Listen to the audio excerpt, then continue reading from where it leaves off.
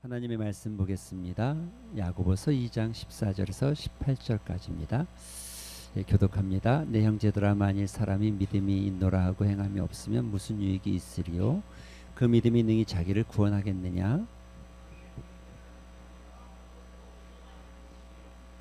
너희 중에 누구든지 그에게 이르되 평안히 가라, 덥게 하라, 배부르게 하라 하며 그 몸에 쓸 것을 주지 아니하면 무슨 유익이 있으리요?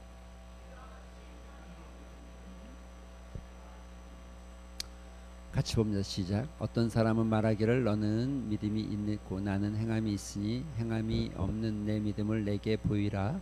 나는 행함으로 내 믿음을 내게 보이리라 하리라. 아멘. 할렐루야. 오늘 알밥이 정말 맛있었습니다. 저는 맛있었는데 중고등부 애들은 별로 안 좋았을 수도 있을 것 같다는 생각도 듭니다. 또 우리 교회에서 두 번째로 식사를 했습니다. 고인철 집사님 두 번째 식사죠. 오늘이 두 번째 식사. 청년들이 했으니까 또 먹어야죠. 어쨌든 수고한 청년들에게 감사하고 또 맛있게 드셔주시는 우리 어른들의 마음도 감사함이 있는 것 같습니다. 이런 질문을 좀 해보고 싶네요. 믿음이 뭘까요? 믿음이 뭘까요? 믿음이란 무엇인가? 이게 뭐 너무 뻔한 대답 같은데 이 뻔한 대답이 뻔해야 될지는 좀 모르겠습니다. 그러니까 우리가 믿음이라고 말하면 여러분 어떻게 대답하세요? 하나님을 믿는다. 그분이 천지를 창조하셨다. 뭐 이런 믿음에 대한 믿음이 무엇이냐라고 말할 때 그렇게 답하는 게 일반적이죠. 다르게 질문해 볼 필요도 있는 것 같아요. 이렇게 질문해 보면 어떨까요? 당신이 생각할 때 이 시대 기독교 신앙의 가장 큰 신앙이라고 빼고 이 시대 기독교 믿음의 가장 큰 문제는 무엇이라고 생각하십니까? 우리의 문제가 뭘까요? 자, 이제 감이 다 왔는데 벌써 이미 다 느끼고 알만한 이야기일 것 같은데 매우 중요한 질문이죠. 여러분 우리가 너무나 잘하는 이야기가 하나 있잖아요. 여러분과 제가 너무나 잘하는 이야기가 소위 말하는 누가복음 10장에 나오는 선한 사마리아인의 이야기. 제가 설교도 이 오후 설교도 한번 했었죠. 거기에는 5사람이 나오고 있죠. 율법사, 예수님을 빼고 율법사, 그 다음에 강도, 그 다음에 제사장, 레위인, 선한 사마리아인, 이렇게 5명의 등장인물이 나오는데 이건 지금 5사람을 이야기하는 것이 아닙니다. 그 시대가 가지고 있는 5 부류의 사람들을 대표적으로 설명하고 있는 거죠. 질문의 시작은 여러분이 너무나 잘 아는 대로 이렇게 됐죠. 율법을 잘한다는 율법 학사가 예수님을 시험하고자 질문을 합니다. 그 질문이 뭐였냐면 이렇게 했어요. 어떻게 해야 영생 얻습니까? 이게 율법사의 질문이었습니다. 그래서 예수님이 너가 마음을 다하고 뜻을 다하고 힘을 다하고 주 너의 하나님을 사랑하고 내 이웃을 내 몸같이 사랑해라, 이렇게 말씀해 주시죠. 그랬더니 율법 박사가 이렇게 말하죠. 내가 그것을 다 했나이다. 다 했나이다. 그러면서 이렇게 말하죠. 내 이웃이 누구입니까? 내 이웃이 누구입니까? 예수님의 결론은 조금 다르게 질문을 좀 했어요. 예수님은 이 이야기의 마지막 32절에 가서는 예수님이 이렇게 질문하죠. 율법 학사 너의 이웃이 누구였겠냐가 아니라 강도 만난 사람의 이웃이 누구냐, 이렇게 질문하죠. 율법 학사는 내 이웃이 누굽니까? 이렇게 물었고 예수님은 강도 만난 사람의 이웃이 누구냐, 이렇게 물었죠. 여기에 아주 중요한 건 도왔다 안 도왔다 이런 아주 보편적인 단어가 아니라 아주 너무나 분명한 건 여기에는 강도 만난 사람의 이웃은 그를 도와준 사람인데 그 도움이라는 것에 작은 카테고리에 갇히지 마시고 이거는 믿음과 행함이라는 아주 분명한 이야기. 그래서 결론이 뭐예요? 너도 이와 같이 행하라. 이렇게 돼 있는 거예요. 그러니까 지금 강도 만난 사람의 이웃이 누굽니까? 믿음대로 행해준 사람. 그럼 우리의 이웃은 누굽니까? 우리의 도움이 필요한, 우리가 믿음대로 살아가야 될 어떤 무엇인가를 다 이야기하는 거죠. 이런 통계가 있어요. 그 한국의 미래 방향성에 대해서 질문하는데 그 질문 안에 현재 그러니까 미래를 우리 기독교가 어떻게 나가야 되느냐 이런 질문인 거예요. 전체적인 이 설문의 내용이. 근데 그 안에서 현재 기독교 문제가 뭐고 어떻게 해야 되느냐 이런 질문이 담겨져 있는 거죠. 그런데 그 중에 문제가 뭐고 또 어떤 게 개선되어져야 하는가라는 질문에 여러분 사람들의 대답이 대부분 이렇습니다. 첫째는 사회봉사가 너무 약화돼 있다는 거예요. 약화. 그러니까 기독교인들이 사회에 나가서 뭔가 봉사하고 활동하는 게 좀 미흡하다고 생각하는 거예요. 미흡하다고. 18.5%의 사람들이 그렇게 생각해요. 그런데 이보다 좀 더 많은 사람들이 이렇게 생각해요. 지금 현재 기독교 문제가 뭐냐면 너무 좀 지나치게 영적 성장을 강조하는 거다. 그러니까 영적인 것이 잘못된 것은 아닌데 영적인 것을 강조하다 보니까 뭐가 좀 사라졌어요? 현실적인 게 좀 사라졌다는 얘기를 하고 싶은 거예요. 현실적인 게 좀 놓쳐졌다는 얘기를 하고 싶은 거예요. 너무 지나친 영적으로만 강조하는 거. 그래서 약간 샤머니즘적이고 약간 이런 그 무속 신앙에 가까운 모습을 좀 나타낸다 이런 뜻이죠. 세 번째는 이렇게 대답했어요. 교회가 세속화되어 가고 있다. 여러분 이 말이 좀 동의가 됩니까? 안 됩니까? 전 동의하고 싶진 않은데 이게 어쨌든 사람들이 느끼는 모습이니까 동의를 안 하기는 또 어려운 것 같습니다. 굉장히 교회가 세속화돼 간다는 거죠. 이 세속화돼 간다는 느낌은 도대체 무엇일까? 무엇 때문에 교회가 세속화된다고 느낄까 사람들은? 이런 저도 고민은 좀 해봤습니다. 왜 사람들이 교회가 세속화된다고 생각하지?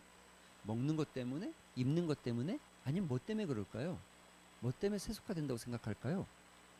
아마 뭔가 모르긴 몰라도 그들이 생각할 때는 교회는 좀 편해야 돼라고 생각하는 반면에 또 다른 하나 이런 게 있는 것 같아요. 교회라는 걸 생각하면서 뭔가 교회는 편해야 되는 것 같긴 하지만 그래도 좀 달라야 돼 이런 생각이 좀 있는 것 같아요. 뭔가 좀 교회는 달라야 돼. 여러분 교회라고 말하면 건물이나 또는 어떤 예배당을 말하는 게 아니죠. 예배당을 말하는 게 아니죠. 교회는 교회에 속해 있는 사람들과 교회에 있는 그 성도들을 가리켜서 그리스도인들을 가리켜 교회라고 하는 겁니다. 그러니까 지금 교회라고 말할 때 교인들 그러니까 성도들 그리스도인들은 뭔가 좀 달라야 되지 않을까 이런 생각을 좀 하고 있는 것 같아요. 왜냐하면 세속화라는 게 그런 거니까 우리랑 좀 달라야 된다는 의미가 있는 거죠. 네 번째는 이런 겁니다. 수많은 교단과 교회가 문제라. 교파. 저희 교파입니다. 교화가 아니라 교파. 그러니까 기독교 좀 문제긴 해요. 왜냐하면 좀 부끄러운 민낯이죠. 교단이 200개가 넘어요. 200개가 넘어요. 교단이라는 게 뭐냐면 이제 교단이 나눠지는 형태가 몇 가지가 있어요. 첫 번째는 가장 큰 거는 일단 교리적인 차이점들이 좀 있어요. 이거는 그 이단하고는 다른 거죠. 강조점이 좀 다르다 이렇게 판단하면 좀 좋을 것 같아요. 예를 들면 순복음은 좀 성령이나 이쪽에 좀 더 강조점을 많이 주는 거고 저희 장로교는 말씀에 강조점을 많이 두는 거고 또 이 감리교나 이런 거는 사회 활동에 좀 강조점을 더 많이 두고 있고 이런 조금 약간의 차이가 있죠. 그리고 또 좀 갈라지는 모습이 이런 게 있어요. 교회를 운영하는 방식이 좀씩 달라요. 예를 들면 감리교는 감독 정치라고 해서 여러분 회중의 의견이 별로 안 중요해요. 감리교에서는 감독의 권한이 절대적이에요. 근데 이거랑 반대되는 데가 뭐냐면 이건 회중 정치라고 해서 침례교는 회중 정치예요. 그래서 회중의 의견이 더 중요해요. 근데 요거와 요거 중간이 어딜까요? 장로교예요. 그렇습니다. 장로교는 회중의 대표를 뽑는 거예요. 누구죠? 장로. 그래서 장로가 뽑혀지지 않은 교회를 우리 장로교에서는 미조직교회라고 해요. 사실 정확하게 성경적으로 그러니까 우리 장로교의 어떤 전통과 이 장로교의 어떤 정신으로 보면 거기는 아직 교회가 아닌 거예요. 교회로 보지 않아요. 왜냐하면 장로가 있어야 교회는 목회자와 장로가 있을 때 교회는 완전해진다는 어떤 틀이 있기 때문에 적어도 장로교 내에서는 장로가 없는 교회는 교회로 그냥 이제 그 기도원 또는 뭐 이렇게는 볼 수 있지만 완전한 교회로 안 보는 그런 미조직 교회라고 말하는 미조직 교회. 교회를 나눌 때 네 가지로 나눕니다. 여러분 이제 헷갈릴 것 같은데 재정이 잘 자립이 되어 있으면 자립교회라고 합니다. 재정이 자립이 안 됐죠. 개척교회는 자립이 안 됐죠. 미자립교회라고 합니다. 재정은 자립이 됐어도 장로가 없는 교회가 있어요. 그런 교회는 자립은 됐지만 미조직교회입니다. 아직 교회로 정확하게 되지 않은 거죠. 장로교는 25인에 1인씩 장로를 뽑을 수 있도록 제도가 되어 있어요. 그런데 수많은 교파들이 나눠졌어요. 장로교회도 뭐 장로교 여러분 아시는데 고신이 있죠. 또 뭐 장로 이 통합 합동, 우린 합동이라고 그러는데 합동이 있죠. 또 장신대에서 나오는 통합 측이 있죠. 또 대신대학교에서 졸업한 대신이 있죠. 또 요즘 백석대학교에서 졸업한 백석도 있죠. 또 보이지 않지만 이 크고 작은 군소교단, 이 진주에도 뭐 잘은 잘 모르겠는데 뭐 자꾸 신학교가 자꾸 생기는데, 신학교 장로교가 나눠지는 이유는 신학교가 있기 때문에 나눠지는 거예요. 신학교에서 학생들을 배출하고 그 학생들이 모여서 하나의 교단이 되는 경우가 가끔 있어서 그렇게 나눠지는 경우가 있죠. 물론 요즘 문제가 저도 좀 있다는 생각을 많이 합니다. 교회가 조금 이게 전혀 뭐랄까 좀 컨트롤이 안 된다 이런 생각이, 그래서 뭐 우스갯소리로 어제는 집사였는데 내일은 목사가 됐대 뭐 이런 이런 얘기를 자꾸 가끔 한 번씩 들을 때 있거든요. 그러면 사실 저도 목사긴 하지만 조금 낯뜨겁긴 해요. 그냥 그렇다고 그분을 완전히 내가 다 비난할 수는 없는데, 다 비난할 만큼 뭐 그러고 싶은 마음은 없는데 뭔가 조금 좀 그래요. 예. 우리가 과정이라는 게 있으니까, 과정이라는 게 그냥 그 과정이 그냥 주어지는 게 아닙니다. 과정은 그 과정을 통해서 이 사람을 시험하고, 그러니까는 테스트하고 점검하고, 또 이게 이런 과정들을 거쳐 하다못해 여러분 운전면허도 자격증 따야 되고, 또 하다못해 뭐 여러분 얼마나 우리가 의사나 약사가 되려도 자격증을 따야 되는 거잖아요. 목회자도 그냥 자격증 따야 돼. 어떤 면에서 보면 자격증을 따는 거예요. 자격증. 예. 무슨 자격증이냐? 성경을 잘 바르게 해석할 수 있는 자격증을 받은 거예요. 크게 이제 어떤 면에서 보면, 물론 뭐 이게 사명과 소명에서 보면 하나님의 선택하심과 또 하나님의 그 뜻 부르심이 있겠지만, 그러나 그런 것들을 그냥 이제 어떤 그 시스템으로 본다고 하면 자격증을 딴 거예요. 그 안에는 단순히 성경만 가르치는 게 아니라 인격으로도 충분히 가르칠 수 만한 어떤 자세가 되어 있다. 또 목회자로서의 소명을 가지고 있다라고 생각할 때 목회자들이 그에 따라서 안수하는 거예요. 그 성령의 성부와 성자와 성령의 이름으로 안수하고 목회자로 세우는 거예요. 그런데 이게 자격을 테스트해야 되잖아요. 그렇죠? 근데 이게 기간이 너무 짧아. 그럼 이게 조금 좀 그렇죠. 누구는 막 7년씩 하는데 누구는 막 7개월에 끝나버리면 조금 그렇잖아요. 좀 그렇잖아요. 그런 것들이 좀 있는 것 같아요. 저도 좀 불편한 진실이고 좀 부끄러운 민낯이라고 보여집니다. 또 이렇게 사람들이 생각해요. 기독교를 빙자한 이단들이 문제라고 생각하는 사람들도 많이 있습니다. 사실 여러분 우리가 알고 있는 신천지와 하나님의 교회, 기쁜 소식 선교회, 이 큰 이단들은 눈에 보이지만 보이지 않는 아주 작은 이단들, 기도원, 또 무슨 뭐 교회라고 말하고 있지만 사실은 교회에 십자가만 걸었을 뿐이지 형태는 기독교의 진리와 벗어난 사람들이 대단히 많습니다. 현재도 우리나라는 재림하신 예수님께서 약 한 70분 정도 계십니다. 70명 정도 재림하신 분이 계십니다.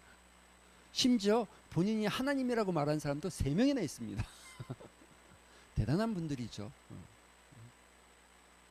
그러니까 이게, 그래서 여러분 좋은 교회를 만나고, 또 나 부끄럽긴 하지만 좋은 목회자를 만나는 건 영적으로 복이라는 생각이 듭니다. 여러분 잘못된 선택이, 그거를 판단하고 그걸 알고 나서는 안 하겠지만 알기 전에 이미 거기 빠져들면 못 나오는 거죠.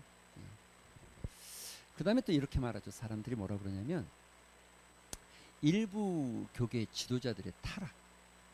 저도 이거 사실은 굉장히 작은 숫자거든요. 여러분 생각하는 것처럼 목회자들을, 사실은 매우 많은 목회자들이 지금도 타락하고 싶어도 타락하지 못할 만큼으로 살아갑니다. 그렇게 막 타락할 만큼 뭐 이렇게 막 순풍 엄청나게 뭐 이런 게 타락하고 싶어도 타락하지 못할 만큼 살아가는 목회자들이 절대 다수입니다. 그러나 그럼에도 불구하고 몇몇의 목회자들은 조금 우리가 생각할 때 그분의 어떤 전체를 다 평가할 수는 없겠지만 그 어떤 부분에 있어서 분명히 약간 사회적 질타를 받을 만한 일들을 하신 경우들이 있었습니다.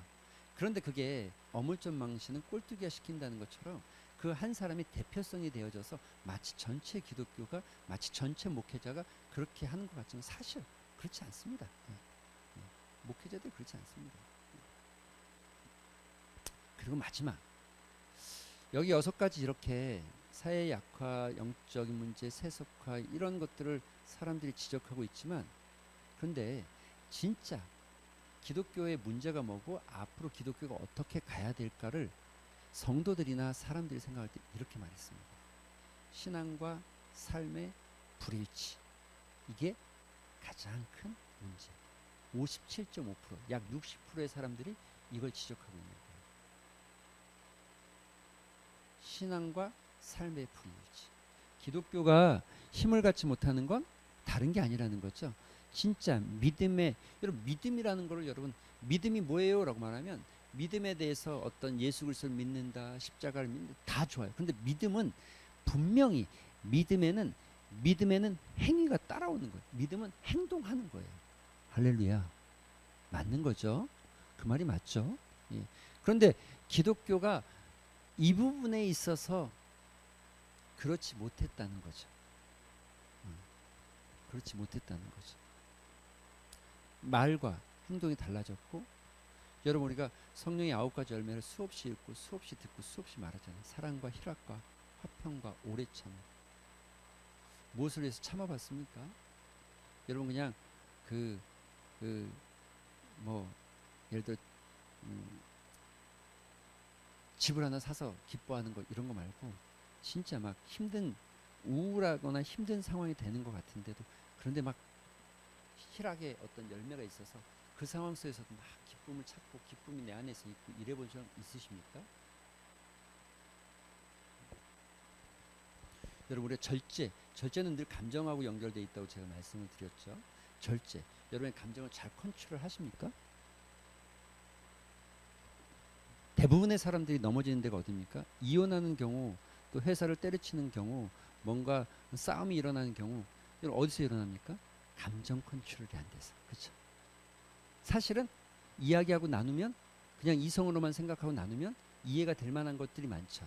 그래서 여러분 오해는 풀라고 존재하는 거지 오해는 오해하라고 존재하는 게 아니라 오해는 풀라고 존재하는 거고 이해는 서로 설득하라고 존재하는 겁니다. 그러니까 오해는 풀고 이해는 이해시키고 해야 되는데 그게 아니라 감정이 부딪히는 거죠. 이해는 됐는데 기분은 나쁘죠.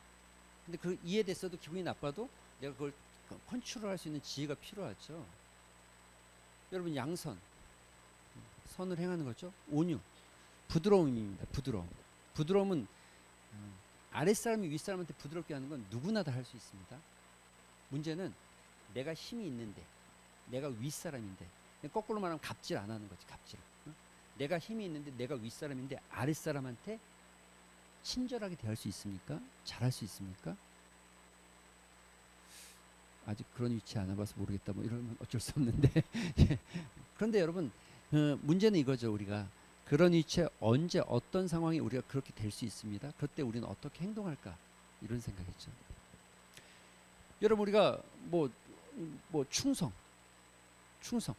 변하지 않는 걸 충성이라고 합니다. 이게 충성이 아니고 변하지 않는 거.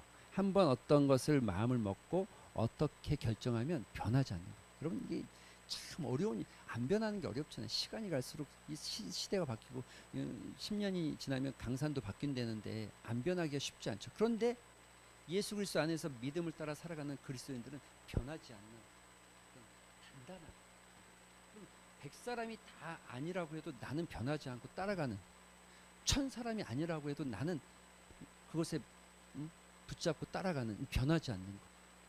여러분 이런 게 진짜 성령의 열매거든요. 신앙과 삶의 불일치. 여러분 우리가 기독교를 얘기할 때 오늘 이야기도 마찬가지입니다. 여러분 다시 한번 천천히 곱씹어서 한번 읽어봅시다. 내 형제들아, 만일 사람이 믿음이 있노라 하고 행함이 없으면 무슨 유익이 있으리요? 그 믿음이 능히 구원? 여러분 여기 지금 중요한 게 뭡니까? 믿음입니까? 행함입니까? 물론 여기서 말하는 건 믿음과 행함은 따로 있지 않다라는 거죠. 믿음이 우리를 구원하는 거예요. 행함이 우리를 구원하는 거예요. 물론 이게 기독교 교리적인 판단으로는 교리적인 이야기로 하면 다르게 해석할 수 있습니다. 그러나 지금 야고보가 강조하고 있는 건 뭐냐면 너희의 믿음이 진짜 믿음이 뭔지, 진짜 믿음은 행함이 따라오는 믿음이라는 거예요. 우리가 왜 우스갯소리로 그런 얘기 많이 하잖아요.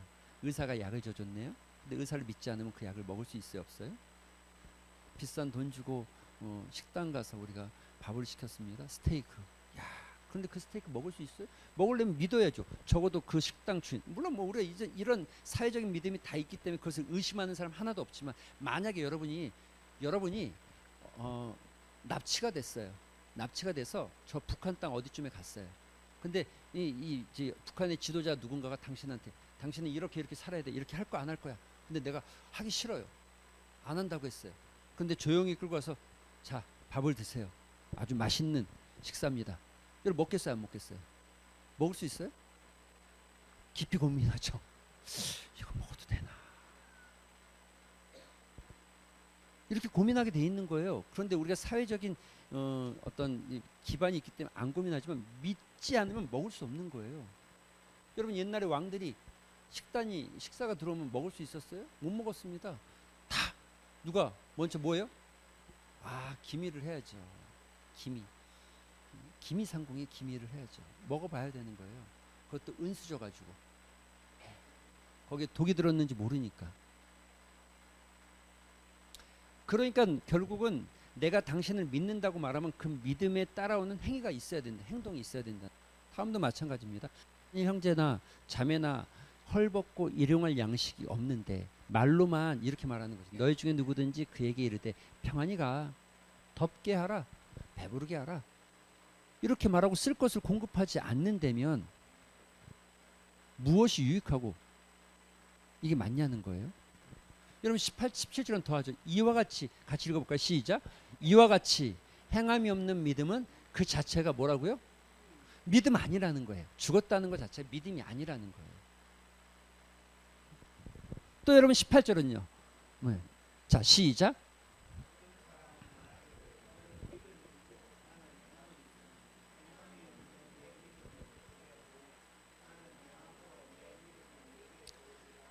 여기 이게가 나타나죠. 너는 믿음이 있고 나는 행함이 있으니 행함이 없는 내 믿음을 내게 보이라. 나는 행함으로 여러분 앞이 맞아요, 뒤가 맞아요? 다시 정리해 볼게요. 여기까지 빼고 일단 나눕시다. 내 믿음을 내게 보여라. 행함이 없는 내 믿음을 내게 보여라와 행함으로 내 믿음을 내게 보여라. 어떤 게 맞아요? 문제는 이거죠. 우리가 질문해야 될 건 우리가 그러니까 이 앞에서 말하고 있는 행함이 없는 내 믿음을 내게 보이라. 이 믿음 보이고 있는 거 아니냐는 거죠. 문제는 나는 행함으로 내 믿음을 보인다는 건 다른 말로 하면 증명한다는 거예요. 내 믿음을 증명한다는 거예요. 할렐루야. 그런데 행함이 없는 내 믿음을 보였다는 건 믿음을 보이긴 했으나 그 믿음이 증명되지 않은 믿음이라는 거예요. 여러분 그래서요. 그리스도인이 된다는 것은 그리스도인으로 살아간다는 것은 이미 우리가 지난 시간에 봤지만 굉장한 결단과 의지적인 노력이 필요하다는 거죠. 그리고 그리스도인이 된다는 것은 믿음 이게 단순히 그냥 구원의 확신을 가졌습니다. 구원의 확신이 있습니다. 이것으로 내가 그리스도인이라고 단정 지을 수 없는 거죠. 그리스도인이라면 이 구원의 확신과 함께 따라와야 되는 것이 뭐냐면 삶에서의 증거. 이게 행함입니다. 내가 그리스도인이라는 것을 증거해내는 것. 삶에서 증거하기 시작하는 것. 기독교의 문제가 뭐라고요? 바로 여기가 없는 거예요. 여기까지 있는 거예요. 구원의 확신까지 있는데 그 다음 삶에서 그 믿음을 증거하지 않는 그러니까 내 믿음이 확실하다는 것을 삶에서 드러내거나 나타내지 않는다는 거예요. 이게 지금 우리 한국교회가 가지고 있는 문제라는 거죠. 여러분, 이게 한국교회 문제가 아니라 사실은 어떤 면에서 보면 우리의 문제죠. 우리의 문제. 단순히 여러분만이 아니라 크고 작은, 이게 뭐 우리가 100을 다 성취할 수는 없는데, 우리가 여러분이나 저나 다 동일하게 우리가 날마다 지고 가야 될 십자가고 개선하기 위해서 노력해야 되는. 그런데 여러분, 우리가 이 삶의 증거 앞에 살기 시작할 때, 아니 삶의 증거가 없을 때 사실은 이런 문제가 생깁니다. 여러분이 구원의 확신은 가졌는데 삶에서 그 믿음대로 증거해내지 못하면 하나님 나라에서 누리는, 하나님 나라에서 하나님의 다스림 속에서, 여러분 우리가 진짜 행복한 게 뭐예요? 진짜 행복한 건 이제 조금 우리가 고백해야 돼. 이런 고백을 해야 돼요. 더 이상 내 인생을 내 뜻대로만, 내 마음대로 내가 하는 것이 가장 완전하고 완벽하다는 생각을 버리셔야 돼요. 하나님이 이끌어줄 때 가장 완전하고 가장 완벽하고 나는 가장 평안한 길로 갈 수 있다는 것을, 여러분 이게 확신이 돼야 돼요. 확신. 할렐루야. 확신하셔야 된다니까요. 그러니까 다른 말로 하면 하나님의 손 안에 들어가 있는 거, 하나님의 다스림 안에 있는 거, 이건 우리는 들어가고 싶다고 들어가는 게 아니라 하나님께서 선택하셨고 예수 그리스도의 십자가의 피로 그 안에 들어갈 수 있는 은혜를 받은 거죠. 그러니까 여러분, 이게 우리가 구원의 확신은 있는데 우리의 삶의 현장에서 그와 같은 삶을 살아내지 못한다면, 살고 있지 않다면, 그러면 결국 우리는 뭐냐면 하나님 나라에서 하나님의 다스림의 어떤 그 누림의 기쁨을 경험할 수가 없는 거예요. 피택자들이랑 우리가 오랜 시간 공부합니다. 사실 주일 되면 굉장히 피택자들도 피곤하거든요. 왜냐하면 아침부터 나와서 때로는 8시부터 나와서 주일학교 봉사하죠, 성가대 쓰죠, 또 뭐 점심 뭐 설거지도 하기도 하죠, 뭐 다 오후 예배 다 마치고 뭐 차량 봉사 갔다 오고 뭐 하고 갔다 오고 나면 사실 조금 녹초가 돼요. 그런데 그래도 공부합니다. 공부하면 또 제가 성격이 안 좋잖아요. 그러니까 뭐 한 10분 하고 끝날 것 같은데 안 끝나거든요. 절대 안 끝나요. 1시간 하면 끝날 것 같은데 안 끝나거든요. 절대 안 끝나요. 2시간은 일단 가야 끝나요. 최소 2시간은 가야 돼요. 그런데 여러분 3시 반부터 2시간 5시 반까지 가는 게 쉬운 건 아니에요. 그런데도 참여하면서 우리가 같이 은혜를 나누고 같이 공부하죠. 공부하는 가운데 여러분, 하나님의 다스림 안에 들어가는 게, 우리가 믿음의 삶을 살기 시작하면, 그 하나님 나라 안에 들어가기 시작하면, 그래서 그 하나님 안에 있기 시작하면 우리 안에 믿음을 따라 살기 시작할 때 반드시 일어나는 게 갈등이 일어납니다. 갈등. 이 갈등이 없으면 우리가 믿음대로 살려는 의지를 보이지 않는 거예요. 근데 내가 믿음대로 살려는 의지를 보이거나 하나님의 말씀이 나한테 부딪히기 시작하면 나타나는 현상이 뭐냐면 갈등이 생겨요. 이대로 그냥 할까? 아니면 말씀대로 이렇게 갈까? 아니면 이렇게 할까? 그냥 에이, 지금도 뭐 그렇게 불편하지 않고 내가 사는데 뭐 어렵지도 않고 이 정도면 잘 먹고 잘 사는데, 말씀은 그렇지만 뭐 그냥 이대로 가지 뭐, 이렇게 하고 그냥 가는 선택을 하는 사람도 있고, 여기서 말씀이 부딪힌 거죠. 그러니까 난 이렇게 하는 게 참 좋은데 하나님 자꾸 저렇게 하라고 하네. 난 이리로 가는 게 좋은데 하나님 절로 가면 안 되고요. 교회로 가야죠. 하나님 저쪽으로 자꾸 가라고 하네. 저쪽으로 가라고 하네. 그럼 여러분 갈등이 생기는 거예요. 거기에 갈등이 생기는 거예요. 근데 여기 이 갈등에서 여러분의 믿음을 드러내는 거예요. 이 갈등에서 여러분의 믿음이 나타나게 되어 있는 거예요. 여러분, 갈등이 없으면 믿음 자체의 삶이 안 되는 거예요. 믿음의 삶을 가고 있지 않은 거예요. 갈등이 없는데 내가 지금 사는 삶의 자체가 아무런 믿음에 부딪힘이 없는데, 이거는 진짜 심각하게 한번 내 신앙의 밑바닥에서부터 예수 그리스도 그 복음의 능력을 보는. 그런데 여러분, 우리가 진짜 믿음대로 살려고 하면 갈등이 생기죠. 안 생길 수 있어요? 우리가 지금 가는 이 길이, 우리가 살고 있는 이 방향이 믿음의 방향하고는 전혀 맞지가 않을 수 있거든요. 안 맞잖아요.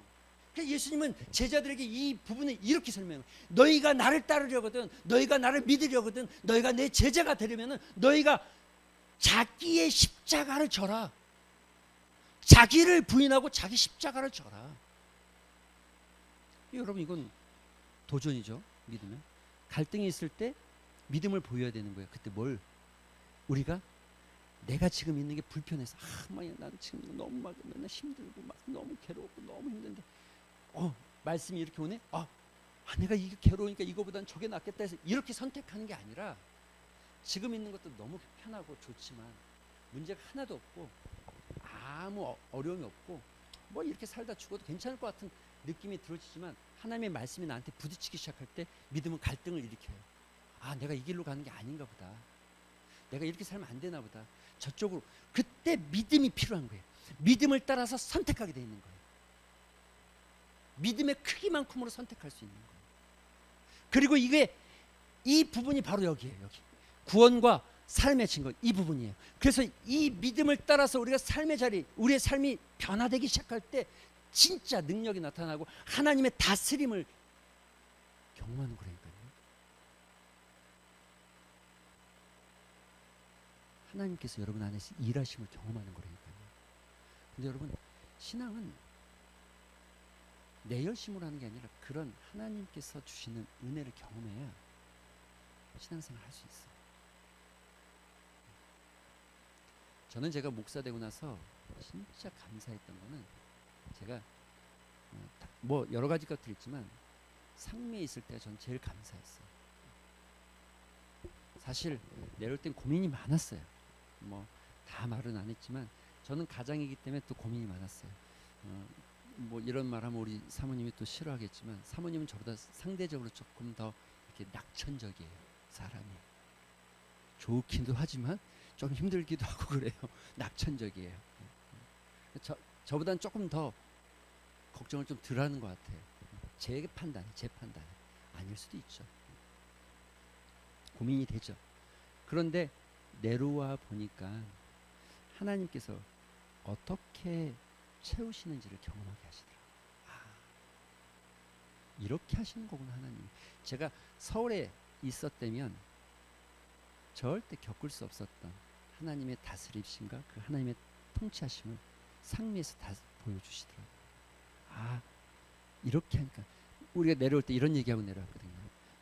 우리가 가지고 있는 뭐 많지는 않지만 전세자금 뽑아놓은 게 있으니까 이거 다 쓰면 올라가자. 이거 뭐 내가 보기엔 한 2년이면 다 끝날 것 같은데 우리 씀씀이로 보면 2년이다.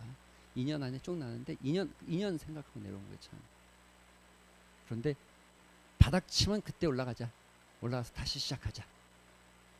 사실 그런 마음으로 내려왔는데 2년이 아니 2년이 5년 된 거예요. 5년 됐는데 바닥이 잘 안 나. 바닥이 안 쳐져. 그래서 지금 여기 또 있는 거야. 할렐루야. 근데 왜냐하면 하나님 채우는 경험을 여러분 해보셔야 돼요. 전 청년들에게도 그런 도전을 주고 싶은 마음이 여러분이 수고해서 애쓰는 만큼으로 살아가는 거 말고 돈이 들어가요? 내가 선교를 나가고 싶은데 돈이 없어요? 기도하고 한번 도전해 보는 거예요. 전 그런 걸 좀 했으면 좋겠어요. 나한테 얼마가 있는데 내가 이걸로 뭘 할 수 있는지를 따져보고 계산해보고 난 이건 안 될 것 같고 이건 어려울 것 같고 이게 아니라 하나님께서 나에게 비전을 주셨잖아요. 나에게 가라고 하셨고 그럼 그것을 보면 기도하기 시작하는 거죠. 그러면 하나님께서 어떤 손길을 통할지 어떤 까마귀를 보내실지 어떻게 일하실지 여러분 아세요?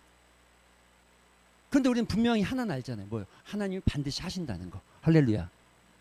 여러분 그게 삶의 증거로 나타나기 시작하는 거예요. 삶에서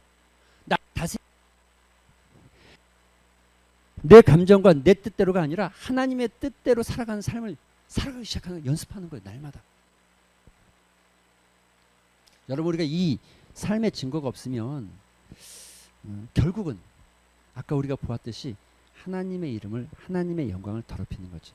세례교육 첫 번째 웨스트민스터 소요리문답 첫 번째 질문이 뭡니까? 사람의 제일 되는 목적이 무엇입니까? 뭐라고 대답해야 돼요?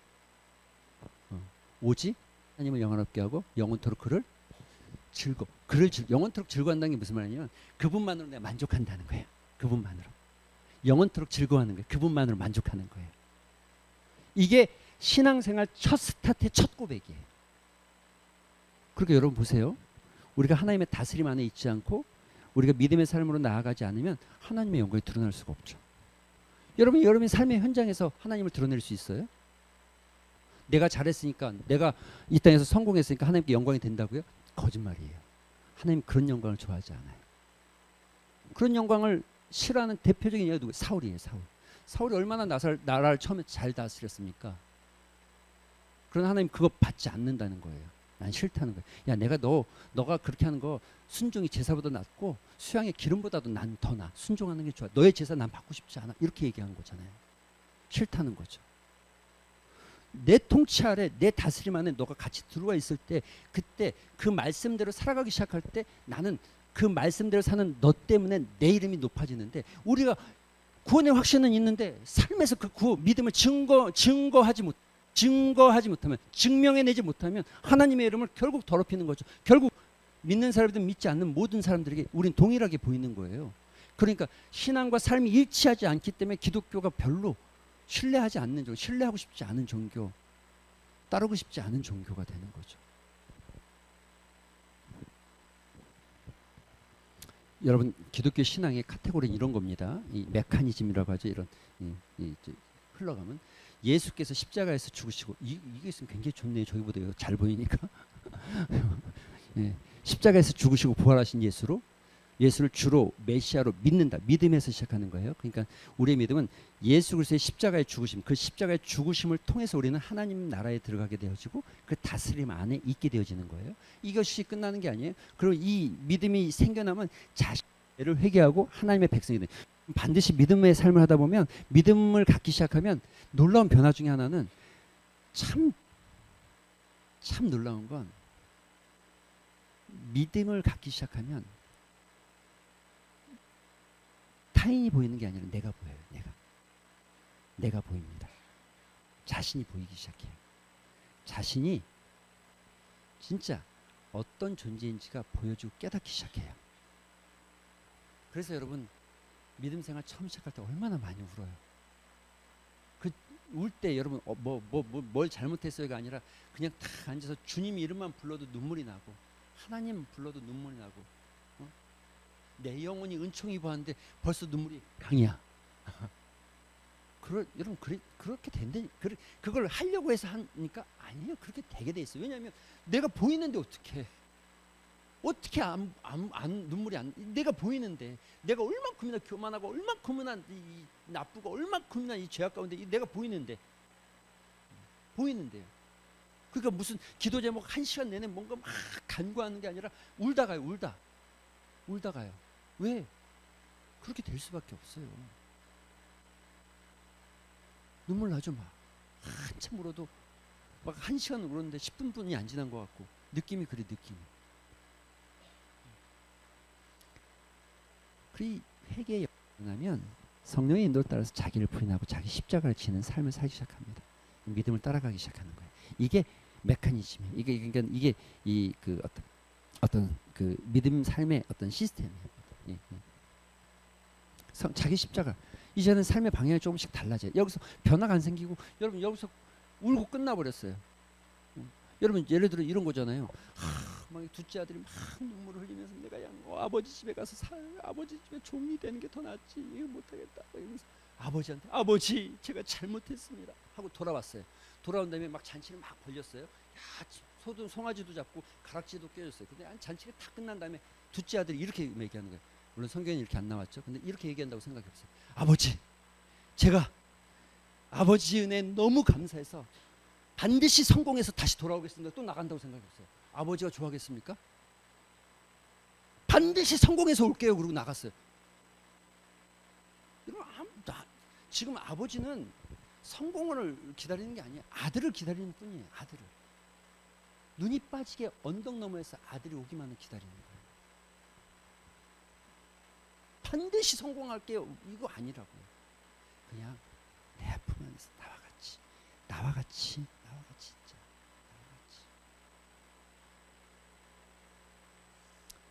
그 다음에 일어나는 게 개인의 삶의 변화죠. 이걸 각성이라고 합니다. 개인의 삶의 변화를 통해서 하나님의 나라를 누리게 돼 있어요. 각성하기 시작하고 내 삶에서 하나님의 다스림을 경험하는 거죠. 그리고 이 땅이 회복되어지기, 그래서 이게 사회의 각성으로 이어집니다. 그리고 이 땅이 회복되어지고 하나님의 나라가 완성되어, 이게 하나님께서 지금 성경을 통해서 우리에게 보여주시고 말씀하시는 어떤 신앙, 믿음의 말씀이죠. 그런데 이 구조가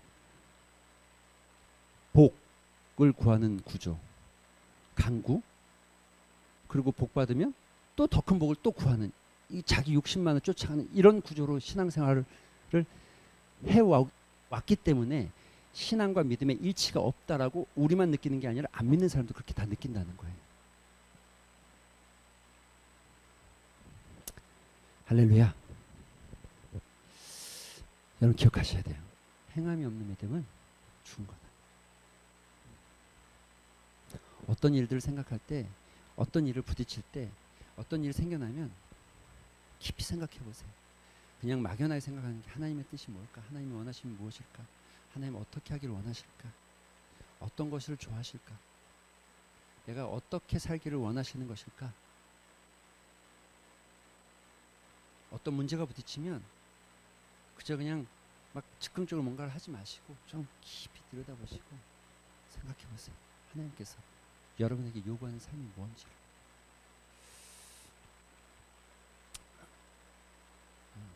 같이 한번 읽어볼까요? 시작.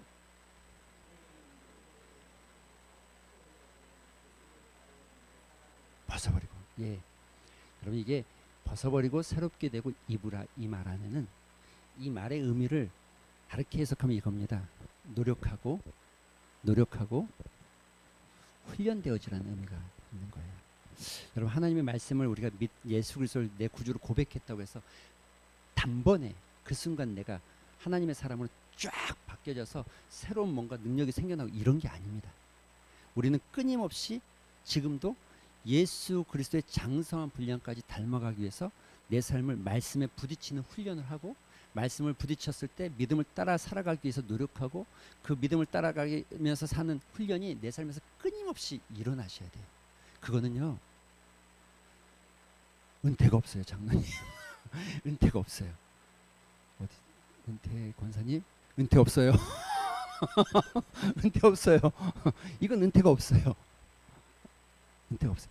하나님 부르시는 그날까지 없이 믿음으로 살아가고, 그 하나님께서 우리에게 요구하는 삶의 현장마다 하나님을 드러내는, 여러분 이게 왔을 때 이 기쁨이 여러분한테 영적인 보람이 느껴지고 기쁨이 되었으면 좋겠어요. 진짜 기쁨.